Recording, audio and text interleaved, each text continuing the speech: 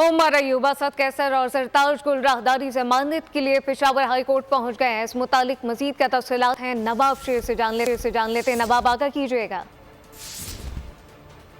के जो रहनुमा है उमर अयूब, असद कैसर और सरताज गुल राहदारी जमानत के लिए पेशावर हाई कोर्ट पहुंच गए हैं और पेशावर हाई कोर्ट में राहदारी जमानत की दरख्वास्त जो है वो दायर कर दी है। उमर अयूब अपोजिशन लीडर कौमी असम्बली है, इनके खिलाफ जो है वो इस्लामाबाद में मुकदमा दर्ज किया गया है, दरख्वास्त में मौक़िफ़ इख्तियार किया गया है। जबकि इसी तरह इस्लामाबाद में जलसा करने पर उमर अयूब, असद कैसर, सरताज गुल और दीगर रहनुमाओं के खिलाफ जो है वो मुकदमा दर्ज किया गया है। दरख्वास्त में ये मौक़िफ़ भी जो है वो दायर किया गया, जबकि इंतजामिया ने जलसा 2 घंटे लेट करने पर PTI रहनुमाओं के खिलाफ मुकदमा दर्ज किया है और PTI के कई मेंबरानी असम्बली कौमी असम्बली से गिरफ्तार किए गए हैं। दरख्वास्त में मौक़िफ़ जो है वो दायर किया गया है, जबकि दरख्वास्त गुजार मुतल्लिका अदालतों में पेश होना चाहते हैं। दरख्वास्त में ये मौक़िफ़ भी जो है वो इख्तियार किया गया है, जबकि दरख्वास्त गुजारों की गिरफ्तारी का खदशा जो है वो राहदारी जमानत दी जाए ताकि वो